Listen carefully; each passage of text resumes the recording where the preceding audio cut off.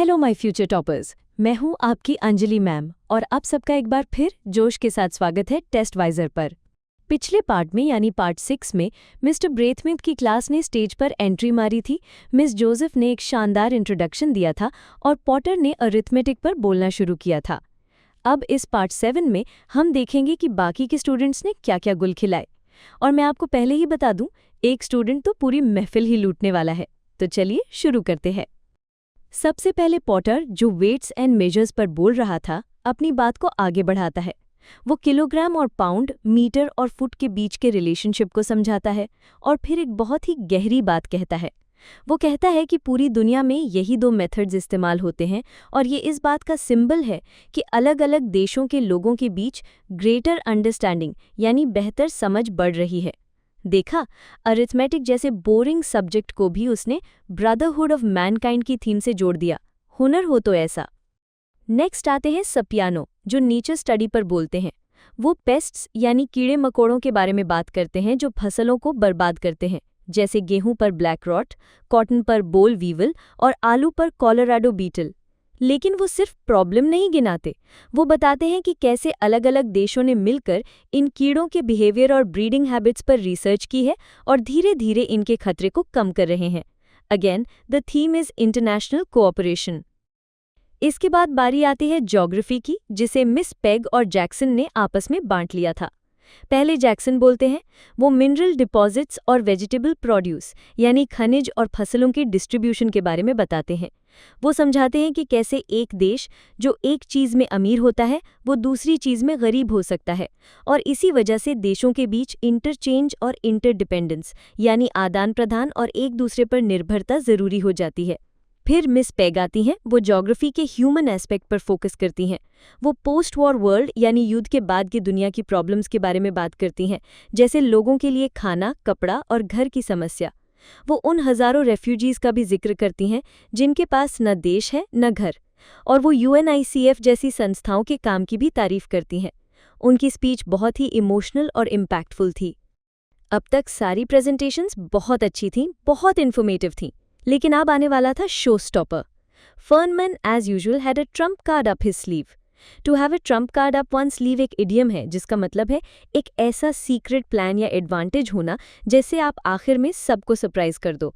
और फर्नमैन हमेशा की तरह अपना हुक्म का इक्का तैयार रखे हुए था। जैसे ही फर्नमैन को बुलाया गया, उसने ऑफ स्टेज किसी को इशारा किया और स्टेज पर वेल्श और एलिसन, 2 और स्टूडेंट्स, एक इंसानी स्केलेटन यानी कंकाल को लेकर प्रकट हो गए। सोच के देखिए ऑडिटोरियम का सीन, सबकी आंखें फटी की फटी रह गई होंगी। उन्होंने उस स्केलेटन को एक हुक से लटका दिया और वो एक रस्सी से बंधा हुआ धीरे धीरे घूमने लगा। अब फर्नमैन क्या करने वाला था इस स्केलेटन के साथ? ऑडियंस की सांसें अटकी हुई थी। ये सस्पेंस तो खतरों के खिलाड़ी से भी ज्यादा था।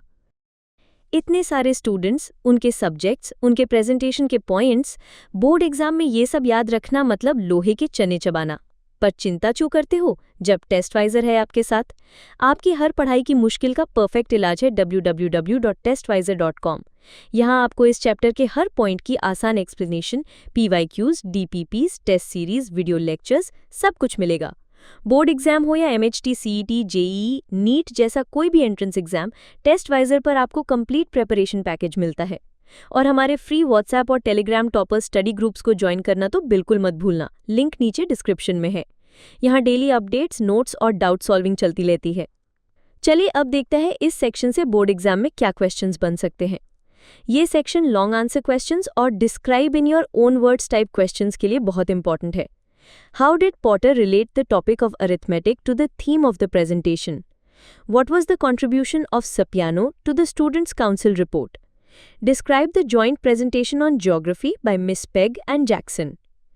Fernman, as usual, had a trump card up his sleeve. Explain the sentence with reference to the context. ये सबसे इम्पॉर्टेंट क्वेश्चन है, इसमें आपको स्केलेटन वाला पूरा इंसिडेंट डिस्क्राइब करना है। तो ये था चैप्टर 17 का सबसे एक्साइटिंग पार्ट। फर्नमैन ने स्केलेटन के साथ एंट्री तो मार ली है, लेकिन वो इसके साथ करेगा क्या? इसका क्या कनेक्शन है फिजियोलॉजी से और ब्रदरहुड ऑफ मैनकाइंड से? ये सारे राज खुलेंगे अगले वीडियो में, यानी पार्ट 8 में।